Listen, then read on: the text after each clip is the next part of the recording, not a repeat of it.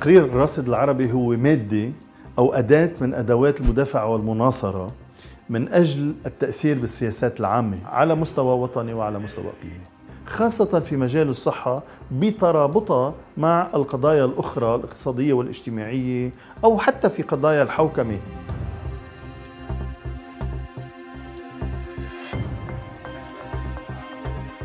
The right to health as we know it today began in 1978 during the meeting of Alma-Ata.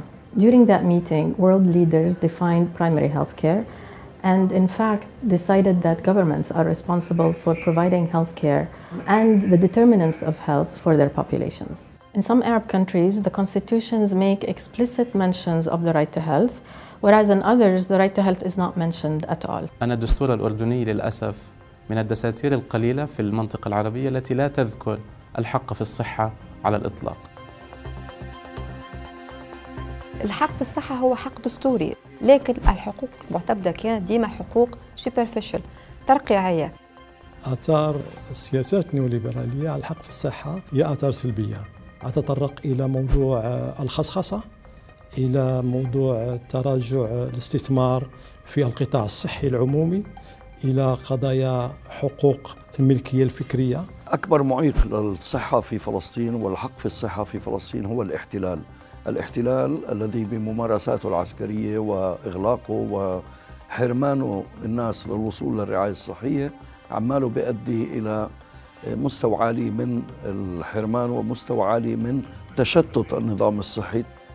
القطاع الصحي والحق في الصحة في العراق يواجه الكثير من التحديات، هذه جاية من الإرث الطويل للحروب اللي مر بها العراق، وهذه الحروب أثرت على البنية التحتية وخلتها هشة، وبنفس الوقت أثرت على التعليم وأيضا هجرة الأطباء والكوادر الطبية، ومثلا العوامل الجندرية اللي ساهمت إنه النساء يكون وصولهم للخدمات الصحية أصعب. والحقيقة هو اللي بيكون الحل حل هيكلي سورتو بمشاركة المجتمع المدني اللي هو دوره فعال لتحسيس توعية متابعة ومراقبة.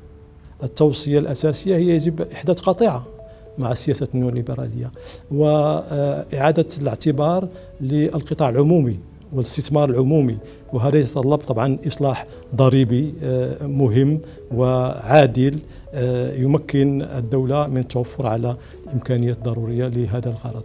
وهذا مو بمعزل من الانتباه أيضا والتركيز بشكل حقيقي على التغيرات المناخية والمشاكل اللي موجودة حاليا بدأت تظهر بسبب قلة المياه وتأثيرها على الزراعة والأمن الغذائي للناس. Currently in Sudan, we cannot talk about health unless we are talking about right for life. And given the fact that they are quite related, then the most important now to stop the war. The right to health is a fundamental human right. It is at the same level as the right to life. What working on the Arab Watch report over the last 2 years taught us is that we have a long way to go to achieve that goal. And to do so, we need the collaboration of academics, civil society organizations, policymakers, and everyone in society.